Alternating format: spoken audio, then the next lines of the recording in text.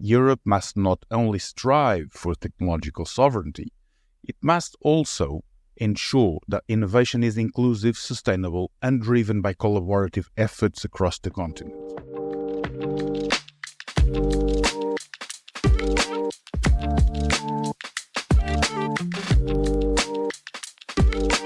In this episode of the Insider Roundup, Ricardo explores the developments of the past 2 weeks shaping European research and innovation.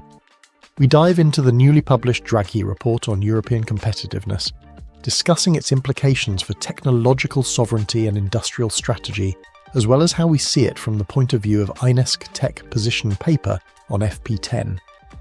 We also examine the proposal for a CERN for AI and its potential to position Europe as a leader in artificial intelligence. Additionally, we highlight critical advancements in clean energy research and celebrate the groundbreaking achievements of INESC MN's Marco Piccardo, who recently secured an ERC Starting Grant for his innovative work in laser plasma interactions. Tune in as we trace the pulse of Europe's research landscape and its trajectory for the future.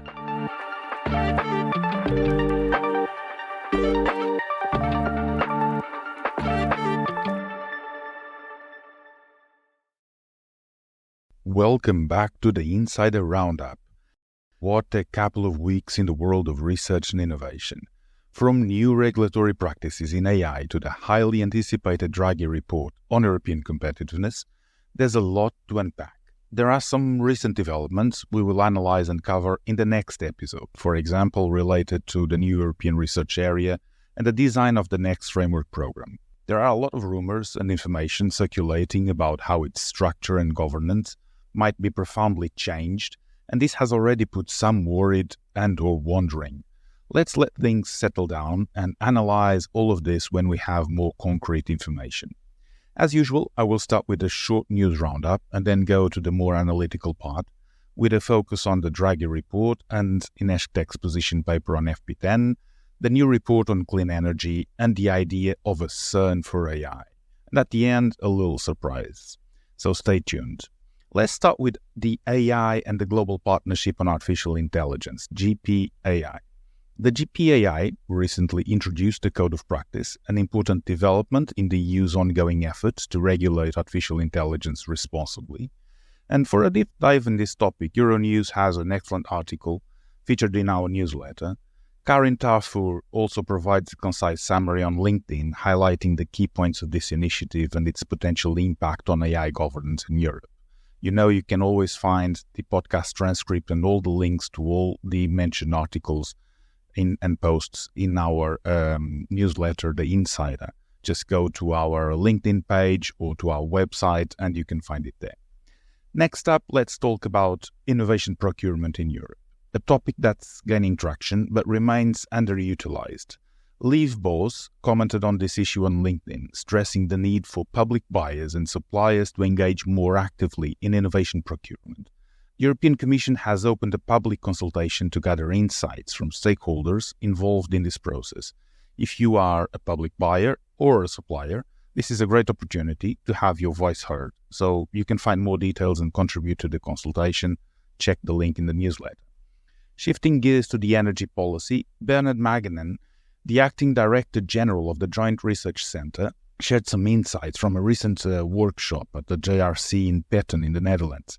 The discussion focused on integrating nuclear and non-nuclear research to better anticipate future energy needs and develop a comprehensive set of scenarios for European energy production. The idea is of creating a centre of expertise on nuclear modelling in Petten, and this could be a significant step forward in aligning Europe's energy policy with scientific research. You can read Bernard's full post in our newsletter. Now, on to a key political development. Maria Luisa Albuquerque's role in the new Commission, as well as the announcement of Ekaterina Zaharyeva as the new EU Research Commissioner. The new College of Commissioners has been nominated, bringing with it significant shifts in responsibilities that will shape the future of European research and innovation. We can see that by the titles of the commissioners themselves. We can see that by the text in the mission letters. And that's something we will want to analyze very deeply in the next few episodes. We will get back to it, I promise. For now, let's just say that Maria Luísa Albuquerque, representing Portugal, was confirmed as the Commissioner Designate for Financial Services and Savings. This role is actually critical because it places her at the heart of the EU's financial regulatory framework and includes oversight of financial services, capital markets and savings. This is a portfolio with significant implications for economic stability and also for financial innovation within the Union. In parallel, Ekaterina Zaharyeva has been appointed as the new EU Research Commissioner. She is the third Bulgarian having this portfolio, and she will likely emphasize the integration of research with the EU strategic goals, the directionality that we have spoken about so much, such as the sustainability and technological sovereignty, but also some concrete objectives, aligning broader policy objectives laid out in the recent EU strategies, including in the Draghi report, with the implementation of the framework program. This is something to dive in detail in the next few episodes as well. Now, speaking of the Draghi report, which was recently released, it has already sparked considerable discussion in the research and innovation community. While the report emphasizes the need for Europe to accelerate innovation and close the gap in advanced technologies, it has also faced criticism for what is somewhat a narrow focus on technological sovereignty and industrial competitiveness, potentially at the expense of fundamental research. This was very much discussed, and Matthias Bjornmalm, Secretary General of CESAR, has expressed concerns about the report implications for universities of science and technology.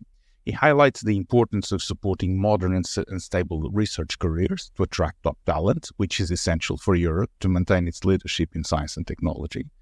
He also stresses that while the report's focus on reducing dependencies and enhancing security is commendable, the real challenge, according to him, lies in balancing these goals with the need for open collaboration and innovation across borders.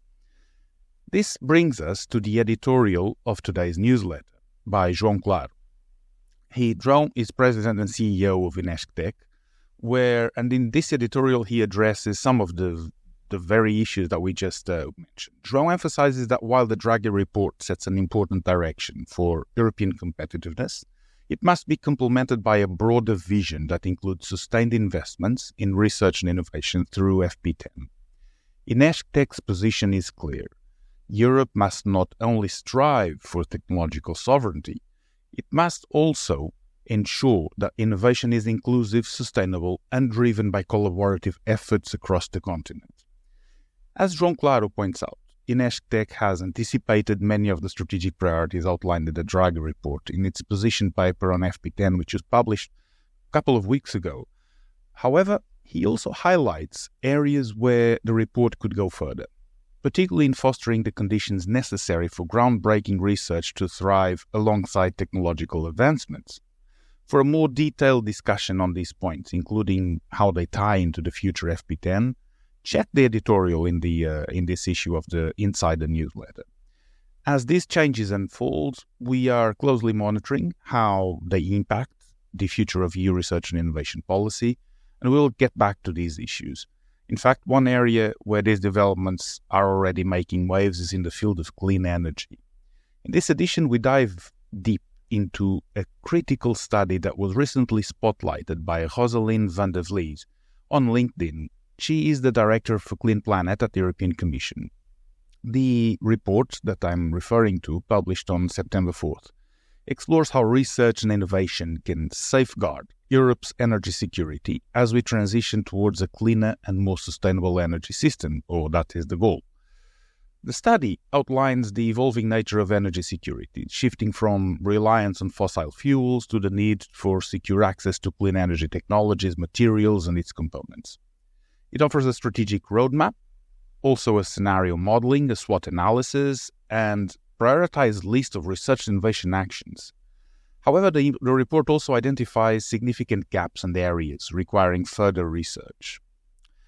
Key takeaways of the report include the importance of understanding risks across different clean technologies, such as the varying vulnerabilities of batteries versus geothermal energy, for example, The study also emphasizes the need for policy interventions in areas like digital vulnerabilities and the critical importance of a systems-level approach, something we have consistently also called for to ensure the resilience of Europe's energy ecosystem. In conclusion about this study, it calls for a more granular, technology-specific research to build a robust and flexible energy system that is capable of withstanding the future challenges. For INESC, this report is a vital reference, and we engage with the European Commission and contribute to shaping the programs and aligning our mission to drive innovation for societal and environmental progress, and will continue to do so. Innovation, however, is not confined to the energy sector alone, of course. Another exciting development in European innovation is unfolding in the field of artificial intelligence. Unless you've been sleeping under a rock, you've noticed this. We haven't spoken about anything else in the last few weeks, months, and even last 2 years.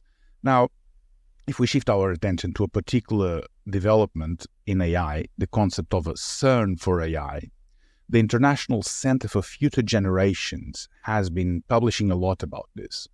And in their report, CERN for AI, the EU's seat at the table, they advocate for a pan-European institution modeled after CERN, designed to accelerate innovation and secure Europe's place in the AI landscape. So what's the case for this ambitious vision? The logic behind a CERN for AI is compelling. It is rooted in the need for Europe to scale up its AI capabilities to match those of the US and China. Despite leading the world in responsible AI regulation, the EU, we know, lags in innovation.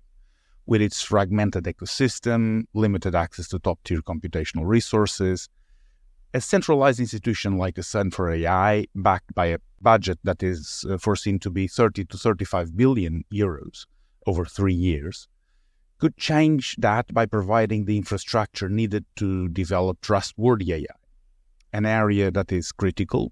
That is the position that the EU wants to put for the world, and it responds to the security, ethical, and societal challenges that worries a lot of us. Now, the core arguments for defending this CERN for AI is that it has trustworthy AI as a core mission. So, one of the primary motivations behind the initiative is the development of the trust in AI that we can work with in a trustworthy manner. So private companies, often driven by profit motives, have been criticized for moving too quickly and sacrificing long-term safety for short-term gains. A CERN for AI would pursue multiple research bets, focusing on developing secure, reliable, and ethical AI systems that benefit society as a whole. The EU, according to the center that wrote this report, has the opportunity to lead this charge by aligning with its regulatory strengths, creating a system that guarantees democratic oversight and public good, and rather than leaving the task solely to private entities. It is obvious that we need to create this capacity from a public investment point of view. Now, let's look at some other aspects of this possible idea and implementation of a CERN for AI. Europe faces a huge challenge in terms of computing infrastructure. With US companies like OpenAI, Google, Microsoft, Amazon leading in this space, Europe must centralize its efforts. This is the big argument they make. A CERN for AI could provide the necessary computational power and talent to keep pace with international competitors. The scale and coordination needed to develop frontier AI models require a level of investment and centralization that fragmented national initiatives cannot achieve on their own. Pooling talent and resources is another key argument. So we know that Europe produces top-tier AI talent, but much of this talent is lost to non-European companies. A CERN for AI could create dedicated talent and compute hubs, providing researchers with the resources and infrastructures they need to stay in Europe, so providing jobs. This approach would counteract the current brain drain and support a thriving AI ecosystem across the continent. There are also some economic and geopolitical considerations. From a geopolitical perspective, Europe's ability to develop its own advanced AI systems is becoming a matter of strategic autonomy. As AI becomes increasingly central to economic and security concerns, the reliance on external actors could leave Europe vulnerable. So a CERN for AI would help safeguard Europe's autonomy. But this idea is not without criticism, and several important questions have emerged from both the research community and the private sector. The first central question that is asked is centralization the best path? One of the most significant concerns is whether centralizing the investment and the AI efforts is the right strategy in an era where innovation thrives in decentralized ecosystems. Everything is decentralizing in terms of implementation. So critics argue that Europe's strength lies in its diversity, with different countries bringing varied expertise and perspectives to the table. Now, centralizing AI research under one institution might even stifle the very innovation it seeks to promote by limiting diversity and creating bureaucratic bottlenecks.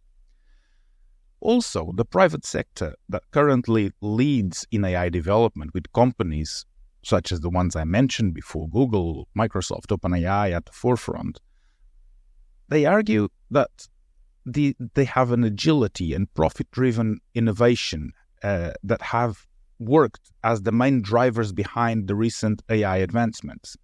So the introduction of a large public-funded institution like a CERN for AI raises questions about how it would collaborate with or compete against these companies.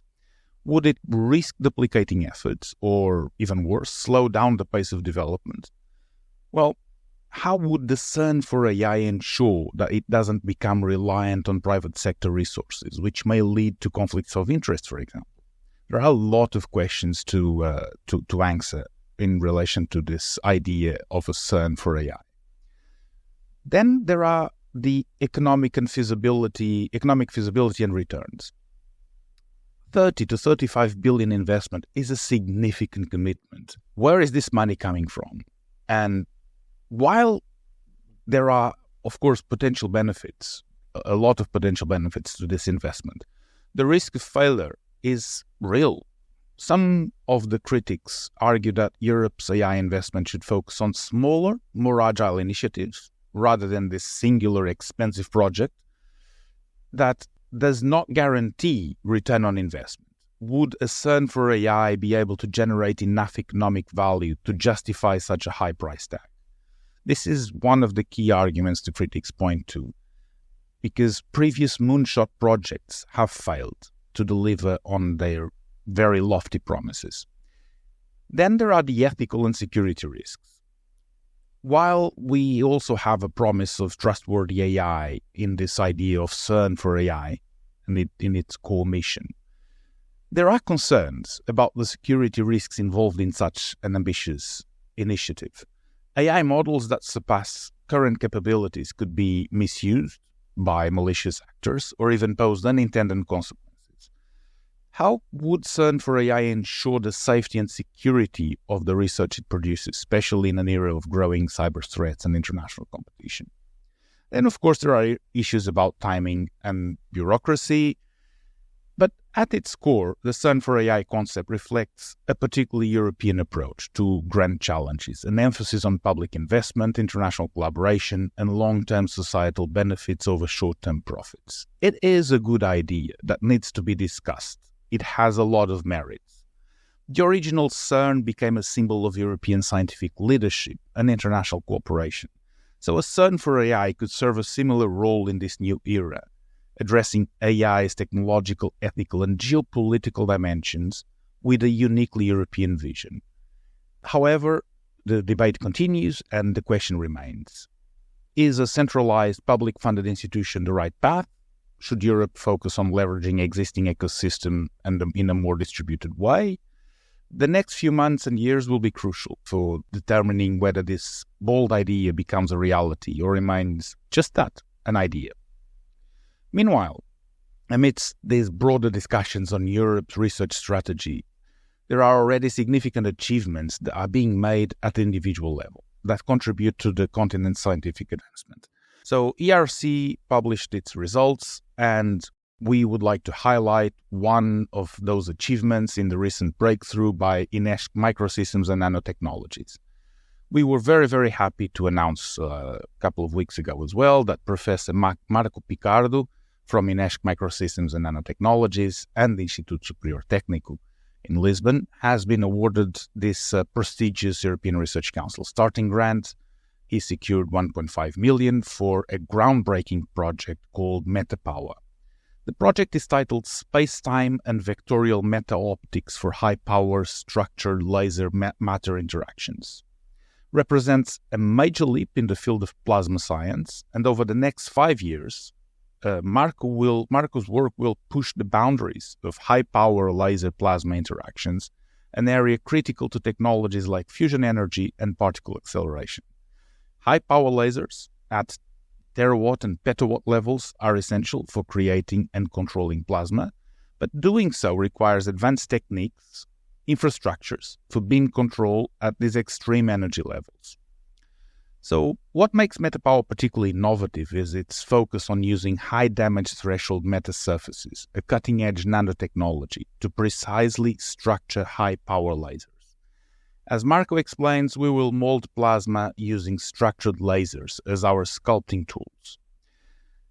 And this opens new possibilities for advancements in fusion energy, particle acceleration, and radiation sources.